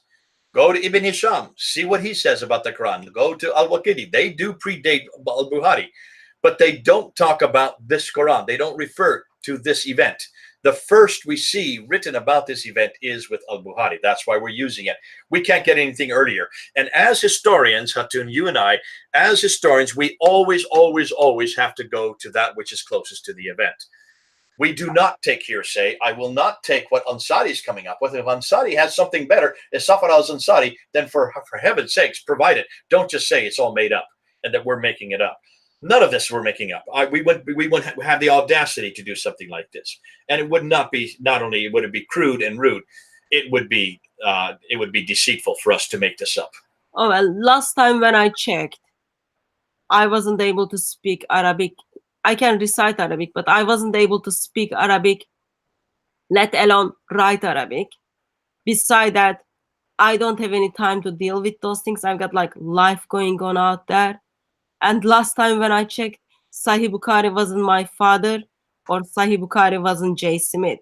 Sahih Bukhari is a Muslim who wrote it down for sake of the Muslims 250 years after death of Muhammad. And he never even met with Muhammad. He never even met with Uthman. He never even met with Zayd bin Thabit. This is what you have. If you are going to put Sahih Bukhari under the bus, then how you are going to practice your Islam? How do you know when are you going to do ghusl? How do you know when are you going to do wudu? Those things are practical things. So without Sahih Bukhari, Islam wouldn't exist. But that's a different topic. Now, there are two other comments I just want to refer to. James Hall is saying that interesting that modern Muslims are quite willing to discredit their own sources in order to keep a certain narrative going. And I think you're right, James Hall. I think this is what we're seeing here with this Ansari fellow. It looks like he doesn't like what he's hearing. He doesn't like what we're reading. He doesn't like the ramifications of what this says concerning his own Quran. So he's trying to discredit al-Bukhari. I feel sorry for Ansari because there's no other place you can go to. If you don't want to go to al-Bukhari, who else are you going to go to? You have no one then that explains how the Quran was put together. So either you're going to accept him or dismiss him. Then you come on down here. Let me just read this other thing. Sahih Muslim 83310. Sahih Muslim, you've been writing a number of comments through the day. Thank you for these. He asked me, can you explain about the Quranic manuscripts which were sunk in the Nile? This is the other problem. In the chapter of volume 6, 510 by al-Bukhari, we find that Uthman burns the Quran. When we come to the Hafs manuscript at the time of 1924, and you have the references, and you have the difficulty with certainly with the Qurans that are appearing there in Cairo, when Muhammad ibn al-Haddad was the one that was given responsibility to actually choose this text, to choose the Hafs text. All the other ones that disagreed with this is in 1924 just in Cairo. All the other scripts that Hatun has. And now what are you up to, 32 of them? Yeah, I do have 32. And you have them right there in your room there. The 32 that she has, all of those were taken, not hers, but the ones that existed there in Cairo, were taken out into a boat and sunk in the Nile. So here you have another case where even in modern days, not even 100 years ago, another authority, in this case, it was the Egyptian authorities there in Cairo, to get rid of the other Qurans that disagreed with the Hafs text, they had to sink them in the Nile. So you have both burning and sinking. When Muslims don't like a Quran, they either burn them or they sink them, which is fascinating to me because when this idiotic pastor here in the United States wanted to burn the Quran, and he went ahead and burned the Quran. Remember that guy in Florida a number of years ago? And he burned the Quran in public. There were riots all over the Muslim world. And I understand that 17 people lost their lives, Muslims, rioting against other Muslims, all because of what he did. And I questioned that. I remember going down to Speaker's Corner the very next Sunday, getting up on the ladder. And I held the Quran. I don't know if it probably wasn't this one. It was another one, a green one, an earlier one that I had. And I asked somebody for a cigarette lighter. And someone handed me a cigarette lighter. And then I put the cigarette lighter underneath the Quran. And I said to the crowd that was there, what are you going to do to me if I burn this Quran? Now, I was very careful not to burn the Quran. I held it far enough below that it would not damage it. And the Muslims that were there said, if you do that, we will kill you. So I asked them, is there any Muslim here who will not kill me? And no one raised their hands. That's all I needed to say. That's all I needed to do.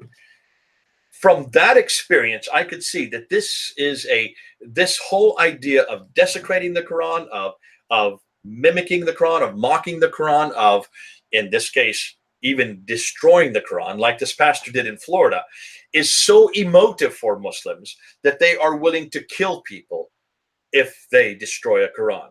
And yet they're not looking in their own traditions. They're not even going back to al-Bukhari. But this is exactly what al-Bukhari did. He destroyed whole Qurans, not just fragmentary, as we read. These are also whole Qurans that he destroyed. And if al-Bukhari did that back 1400 years ago, according to your tradition, according to, sorry, not al-Bukhari, Uthman. If Uthman did that, according to al-Bukhari, 1400 years ago, then why are Muslims getting so upset if a pastor who is a nobody in Florida burns just one Quran? I remember taking my Bible in the same day, and I held my Bible up. And I said, you know, folks, you can burn this Bible right now, and I'm not going to do a thing to you. You can burn all the Bibles, and I will not do a thing to you. You cannot destroy the Bible by simply burning it. This is nothing more than a book with ink written on it, published here in modern days. I would rather you didn't burn the Bible, because it's great that we do have the Bibles, and I'm glad we have them in 2,500 languages, and that's why we translate them so everybody can read them. But the Bible is not a sacrosanct. The book itself is not something that we hold up like an idol, like you do with your Quran. You almost idolize and have almost made this an idol, you Muslims.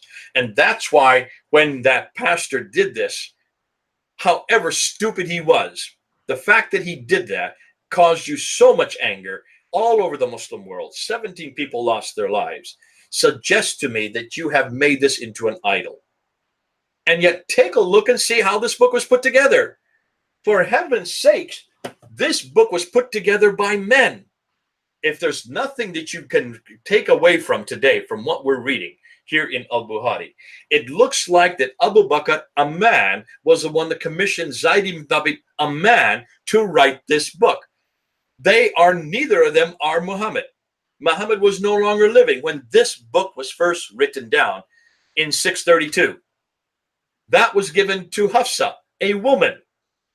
She was given the responsibility to keep it under her bed, to maintain its integrity for 20 years. 20 years later, at the time of Uthman, another man named Uthman, who was also married to two of Muhammad's daughters, he is the third caliph. He then orders that copy that had been preserved by a woman, remember, not by God, but by a woman, to take that copy out, and told the same guy, a man, along with 3 other men, to rewrite the book that had already been written again. And if they have any discussion, they were to write it in a certain dialect. A dialect is a human language. This is a human language. This is not God's language. This is a human language. As difficult as that is in the 7th century to do, nonetheless, can you see, this is man's foot imprints all the way through. Everything worth reading about, everything we've talked about today has to do with man. And then this man, Uthman, takes all the other ones written by men that disagreed with this, well, not this one, the one that Uthman now had commissioned, the canonical text, not this one, not this one. He then burned them, destroyed them. Why? Because they were just written by men. They were not a preserved text. This was not something that was spiritual. This has nothing to do with the eternal tablet. This has nothing to do with chapter 85, verse 22. This is nothing more than many different texts, many different Qurans, partial ones and whole ones. He just burned, put them up in smoke, because that's what you can do with man-made texts.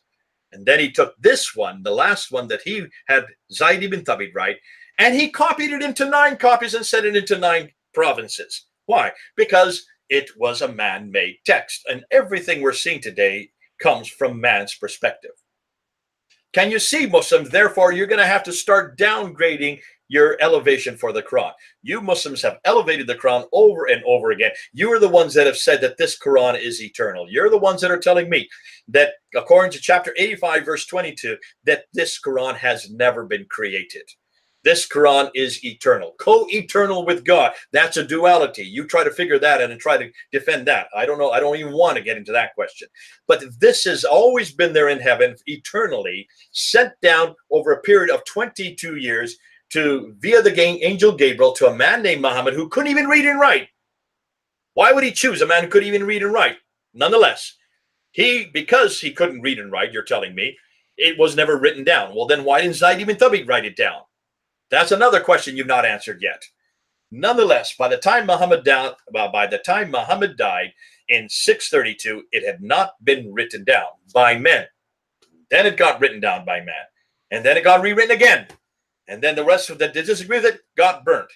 Everything we've been showing today shows that this book is nothing more than a written text written by men, not preserved by God, had nothing to do with God. Doesn't even have to do with Muhammad. As Hatun said earlier, Muhammad wasn't there during the first writing. Muhammad was not there during the second writing. Both the first and second Qurans, Muhammad was not present. And the man that was given commission to make sure that it was complete still did not have a complete Quran. Because as we read at the very end now, if you could bring that up again, Hatun, just put that on the screen. As we read at the very end, there is still part of the Quran that he did not know about. Now remember, this is 20 years after writing the first Quran, where he had to get 2 verses from another man who was in a long distance. Now he's writing a second Quran, and it says, if you could just put it up on the screen. Just give me a minute, Jane. So while she's putting it up, he then, after this has been burnt and everything has been settled and the ashes have come to the ground, Zayd ibn Thabit then added, he said, a verse from Surah Al-Zab was missed by me. Okay. Got it. Yeah. Read it again, please. So a verse from Surah Azab, which is chapter 33, yeah. Surah 33, was missed by me when we copied the Quran. Now, hold on a minute. If they're just copying Hafsa's copy, that 33 should be there, right? Because they're just copying it. But in here, he says, I missed it. I missed it. And look at that. He didn't go back to Hafsa's copy. What did he do? So we searched for it. He didn't go say, Hafsa, bring me back that copy. Let me just see if I can find 33 verse 23. No, he didn't even do that because he knew that that wasn't even also in the first one. So he has to search for it until he finds this character named Khuzaimah bin Thabit al-Ansari. Now, this is not the Zayd ibn Thabit. This is Khuzaimah ibn Thabit al-Ansari. This is a similar name to the man we're talking about. But one is Zayd ibn Thabit. This is Khuzaimah ibn Thabit al-Ansari. And this is the verse. Amongst the believers are men who have been true in their covenant with Allah. So here, because he remembers hearing the Prophet recite this, he had forgotten it in 632. Now he remembers it in 652, 20 years later, but he still didn't know where to look for it. And so he had to go until he came across the Khuzaimah. And then he takes Khuzaimah's reference to it and adds it to this text. If that isn't human manipulation, if that isn't a book written by men, I don't know what is. That proves to me that this book is compiled by men, was retained by men, was corrected by men, and also was destroyed by men. And we say, welcome to the world of Islam. Hatun, it's been great. We've gone through this pretty well. I'm just looking at the comments here. Okay, let me just stop sharing the screen. So do you have, can you see any response or any comments from Muslims? If you can see them, we make them our priority. So far, I don't see any that are germane to what we're talking about. Okay, there is a comment from Abbas Aga. Kafir Linda Clock says, boom! I think she meant, welcome to the world of Islam. There you go. So, a Muslim friend says, let's say Birmingham folios are written before Uthman compiled the Quran. That actually proves some copies survived and not being burned. But the fact that we have the Quran from the beginning. Okay, you want me to answer that? Sure, we did comment on that, but yeah, if you want to make another response for Abbas, that will be helpful. Hatun, you're not feeling well. I know that this is playing you out and you're getting exhausted. So let me just quickly run this down and bring this to a conclusion. The Birmingham folios, if you notice 645, 568 to 645, look at the three stories, the three surahs that are in there. Chapter 18, chapter 19, and chapter 20 in the Quran. That's the story of Dual Qarnayn, which is the story of Alexander the Great. That was borrowed from another source. It's also the story of Moses in the burning bush. That is borrowed from another source. It's also the story of the seven sleepers. That is borrowed from another source. So you have three different stories that have nothing to do with Muhammad, that have nothing to do with the Arabs, all borrowed from outside sources, from Alexander the Great, which is Greek, from the seven sleepers of Ephesus, which would be Turkish, and you have it from the Bible itself, the story of Moses. These would have all been written long before the Quran. The fact, even if, let's just say hypothetically, that the Birmingham, the carbon datings are correct. Let's just say they are. I don't believe they are, because carbon datings are so inexact. We don't have time to get into that today. Even if they are correct, then I would suggest what you're looking at are nothing more than borrowed stories. These are the original stories from which the Quran then was put together. It borrowed these stories willy-nilly, put them together, and created the Quran that we have today at a much later date. But remember, carbon datings are not the dates of the ink, of the writing. The carbon datings are nothing more than the date that the animal, that the vellum or the parchment, that when the animal died.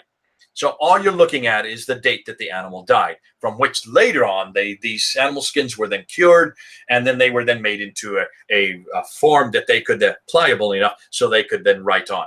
The writing of the ink is the date you need to look at. We cannot date the ink because the pigments that are used in the ink are melanged from many different sources, many different time periods. Therefore, they cannot be dated. And that's why we have no idea when the Birmingham folios. Most people, in fact, the scholars like François de Roche, is saying that both those two folios do not belong to the manuscript that they were found in Birmingham. They actually belong to the Petropolitanus manuscript. The Petropolitanus manuscript has been dated to the early 8th century, about 60 years to 70 years later.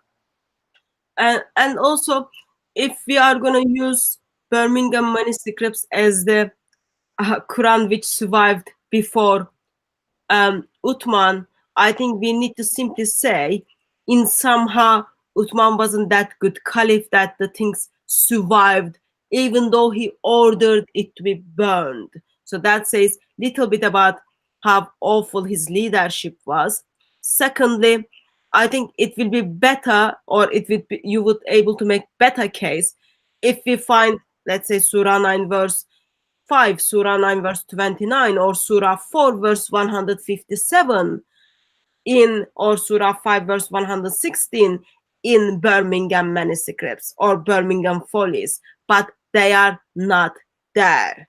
They are not there. So just be careful how you interpreted your own Islamic sources, because every week you throw something out, everything you put little bit of your Islamic tradition under the bus. Very soon, as you get rid of all the hadith, you will also get rid of the Quran. I'm not sure if that's the place you want to be, but when that happens, there is always way for you to come to Lord Jesus Christ. Now, let me just answer one more question. Brother Shamsi comes up and he says, if you know the basics of Arabic, you will know that the different dialect became different in written because each dialect have different words for the same thing. Learn Arabic, stop lying. Obviously, we know that. That's not what we're saying here. Shamsi, I'm not sure if you're an Arab scholar, if you know Arabic, or even if you've studied the history of Arabic. You need to understand, we're not talking about dialect. Dialects, of course, have different words for the same thing. I'm not suggesting that. That's not what we're saying here, because the Quran itself has one word for that thing, and that one word, for any, let's say, Malik, which is Malik. The word Malik is always Malik for the owner of the day. The same thing for kitab. The book kitab is always kitab. Doesn't matter what dialect you do it. But but you do have different derivations of that word depending on the vowelizations and depending how you read it. Now, whether you have a completely different word for a book that is not kitab, that would not appear in the written form, because if it's a completely different word, then you would that would show up in the manuscripts. We don't see that in the earliest manuscripts. The words that are there are the right words. No one's disputing that they're not the right words. That's not in dispute. What we're disputing is that you have a different reading, that there you read it would be different. That cannot be shown in a consonantal text until you have the vowelization. Hope that helps. Anyways, we do need to wrap this up. You need to get some sleep. You've just got out of the hospital. We want to make sure you're healed. We want to make sure that you get completely healed, because this is exhausting. Just one, Jay. So there is another comment. Muslim is asking from Abbas. So why do you accept Sana manuscripts carbon dating? Because it suits your agenda. Muslim makes a claim. So Sana manuscripts has lots of different carbon datings. Yeah. That is the problem. So Jay was simply saying, it seems you were not here since the beginning. Please do watch the recording. Jay was making a case, carbon datings are not trustworthy. But as a Muslim, you use Birmingham folios to make your case. Actually, Birmingham folios discredits the account in Sahih Bukhari. Jay is simply making a point. You can't like have both way. You need to pick one way, and the way you are gonna pick doesn't matter which way, it's gonna take you to hell. That's different topic. Yeah, now we will be talking about carbon datings. That's and we will do that. But let me just say this real quickly. If you look, when we do get to the carbon datings, and when you look at the Sana'a manuscript, if Muslims are only going to look at the Birmingham folios and accept the dates of 568 to 645 from the Oxford lab in Oxford, England, if they're only going to accept that one, they've got to accept all the other carbon datings that have now come to fore since then, specifically the Sana'a manuscript, which is why we're bringing this up. And when you look at the Sana'a manuscript, which is an even earlier manuscript, it is the earliest. It's dated to 705 using paleographic evidence. When you look at that manuscript and you look at 4 laboratories that have done carbon datings on them, Lyon, Kiel, Zurich, and Oxford, including the same Oxford lab that did the one on the Birmingham folio, the dates that they give for the Sana'a manuscript go up to 550 and earlier. Muhammad wasn't even born until 570. So all of the 4 labs with the Sana'a manuscript give dates that are earlier than Muhammad, earlier than the Quran, and earlier than Islam. We're going to get into that in more detail in another live stream. So all we're asking is that you make sure that if you're going to make these claims, be consistent and make all the claims and take all on board. And what you're going to find is you're going to shoot yourself in the foot, because using carbon datings actually discredit the Quran. So don't even use them. They're too inexact. You need to stick to paleographical evidence, and you need to stick to codological evidence. And that's what we've been using, is paleographical and codological evidence, which is looking at the script, which is looking at the paper, which is dating the script, because scripts do change over time, which is looking at the script, the paper that it's written on, and also looking and seeing what kind of decorations that are made, especially between the surahs. Those are usually are decorations that come from buildings. And those buildings, we know when they were built. And that's why these manuscripts have to be written after those buildings were built. Also, we can also see that you can date manuscripts because of when the medallions are added, when they're not added. You can see how they've been squeezed in between letters. You can see that they aren't there originally, and we know when the medallions were added to these manuscripts. So all these different ways are much more accurate for dating manuscripts than certainly using carbon dating. But that's for another time. That's for another date. That's for a whole nother discussion. Couple of people are asking for the reference for the how did they put the Qurans in the river in Egypt. Reference for that is the Gabriel Said. How do you read this name? This guy, Jay? Gabriel Said Reynolds, and it's the Quran in its historical context. Yeah, so it is in page. Read it, just page 225. It's just over there, please. you can get that reference, or another live stream we can show you the picture of it. Put it up one more time so people can see it. Yeah, that's the book, page 2. Quran in its historical context. Yeah. Very easy to read it. It's only a couple of 100 pages anyway. And first couple of pages summarize how they got the Quran and how did they decided to put it under the water. So it seems burning and putting in the river is some of the thing they simply do. Anyway, that's how they solve their problems. That's not how we solve our problems. Yeah. Did you get any other questions? Did you notice, Jay? Or yeah, people are saying, Hatun, please buy a fan. Buy a fan.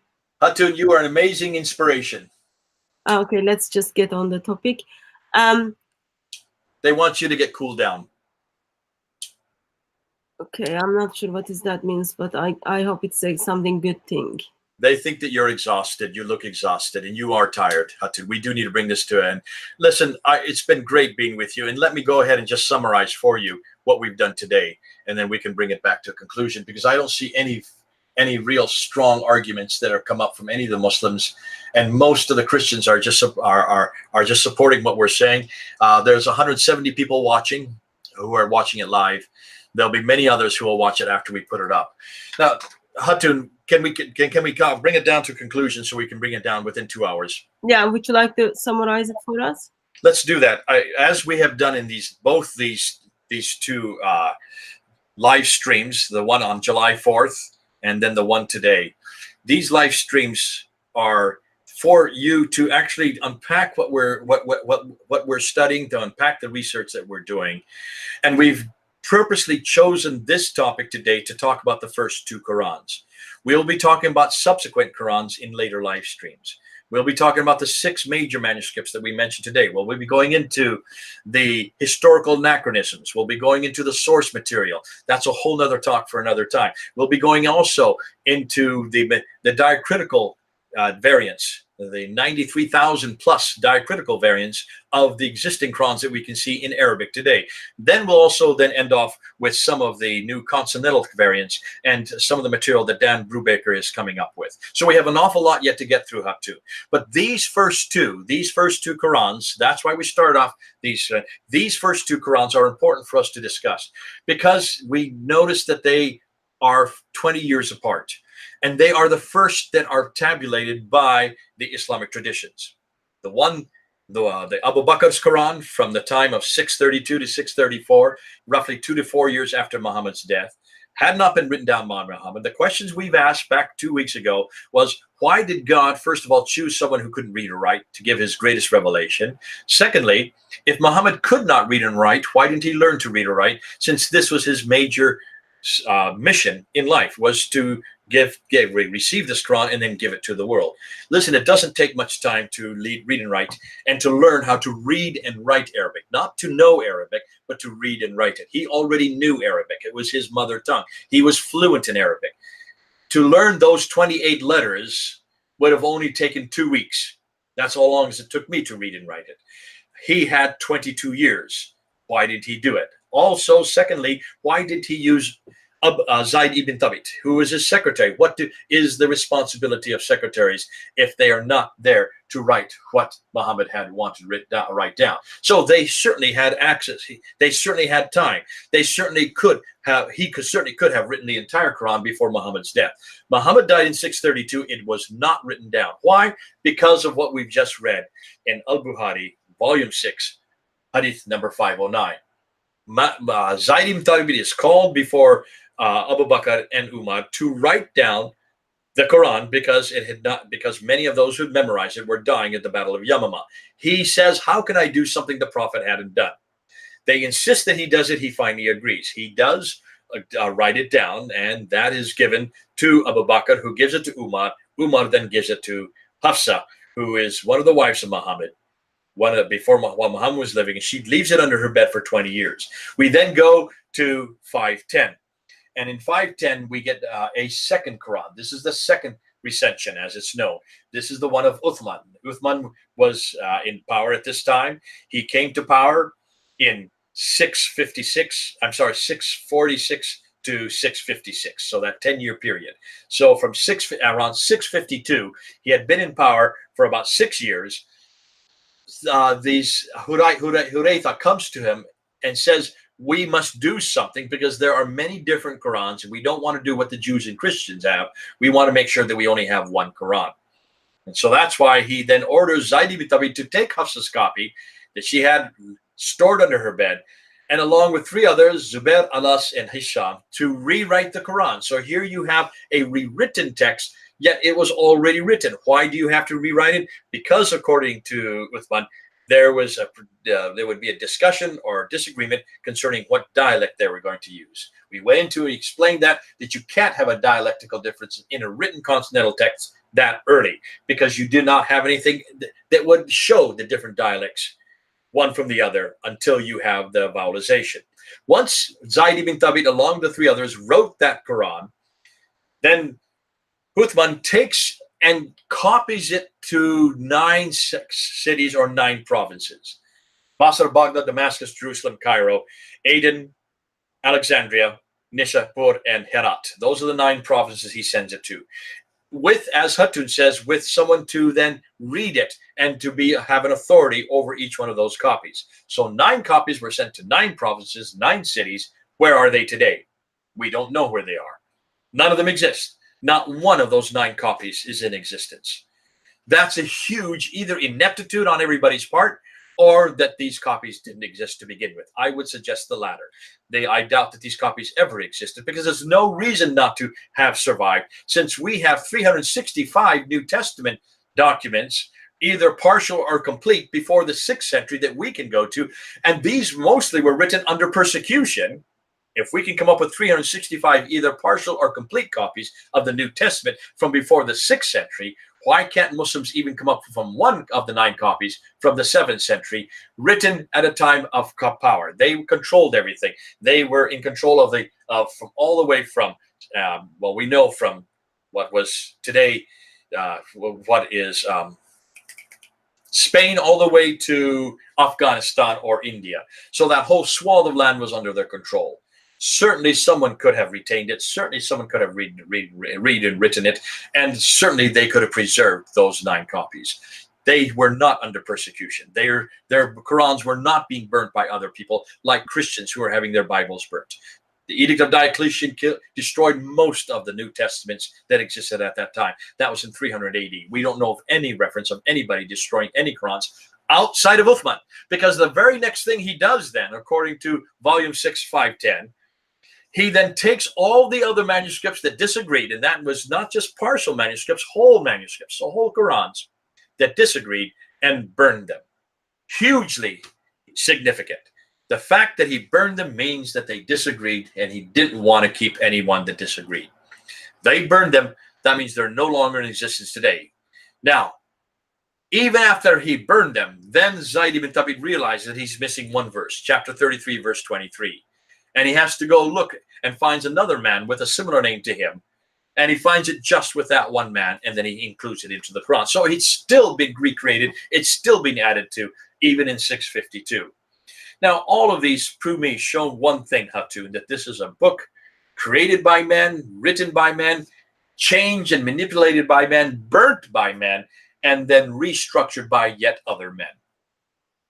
Let me just add a couple of points you made, addition what you said. Couple of points important for me is Sahih Bukhari 509 and 510 shows oral tradition was not reliable at the time of the first caliphs. At the time of Abu Bakr to time of Uthman, oral tradition was not reliable.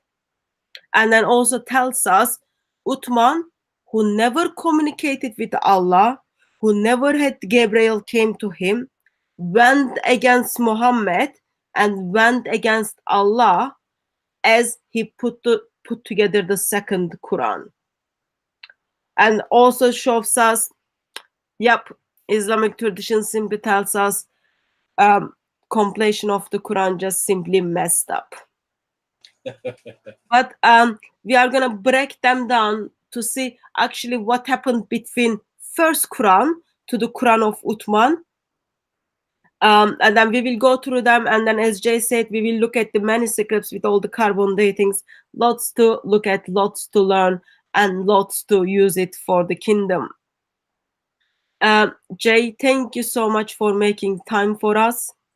Hatun, it's been a pleasure as usual. I always enjoy coming on with you. I do wish that you would get better. I do wish that you would get healthy. Yeah, I'm not any longer.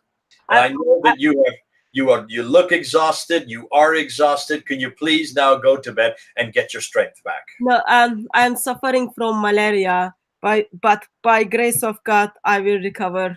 It will just take a little bit long time. So please, those of brothers and sisters who are watching, pray that by grace of God that I will get rid of this malaria and then get back to the life. So life is short. I can't waste it with dealing with malaria. But anyway, so that's on that side note. And thanks to everyone who joined us through chat. If you asked question and we haven't replied it, feel free to drop me email at info@dcciministries.com so we can deal with that. And also thank you very much for everyone who is doing admin in the chat. We really appreciate your help. And also, Jay, there was a comment. I don't know if it was also in the chat. It came to me through WhatsApp. In one point, you were drinking something. So yeah, let me just show you what I'm drinking. This is not cattle urine. This is not beer. This is iced tea, which is a delicacy which we drink here in America. I don't expect you Brits to understand this. You Brits cannot drink tea without putting milk in it. We in America, we like iced tea, all right? It's sweet, it rejuvenates you, it cools you down, and it gives you a lot of glucose. I love it. I'm so happy to be able to drink it. I would love to share it with you. God bless you for even asking the question. Listen, this is nothing like what she drinks. She has huge bottles that are bigger than her head. So that's not camel urine.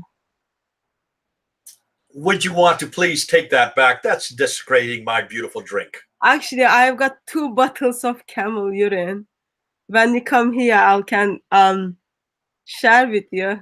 We haven't tried it. Brother Daniel was gonna try it, or Brother Godwin, but I think none of them were brave enough. So we still have them. If you ever want to try it, Jay. Can I suggest that people just drink iced tea? It's a lot better than camel urine, and for a very good reason. It tastes a lot better. And also those of you who are asking where is Daniel and Brother Godwin, Brother Daniel has life, so he's dealing with life. He's a bit busy, and same for Brother Godwin. We will have them back very soon. So anyway, that was like lots of conclusion and personal details. We will see you on another live stream, guys, or we will see you at Speaker's Corner. And once again, Jay, thank you very much for making time for us, and we will see you on another live stream. Okay, God bless you. It's been great to be with you.